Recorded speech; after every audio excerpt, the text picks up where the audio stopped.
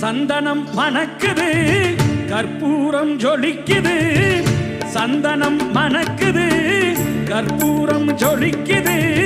கந்தகிரி கோயில் வந்தால் நன்மையெல்லாம் நடக்குது கந்தகிரி கோயில் வந்தால் நன்மையெல்லாம் நடக்குது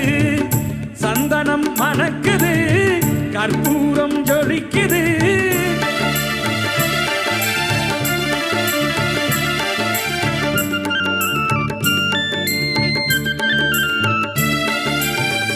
நித்தமும் பாலிலே நீராட்டுவோம் பச்சை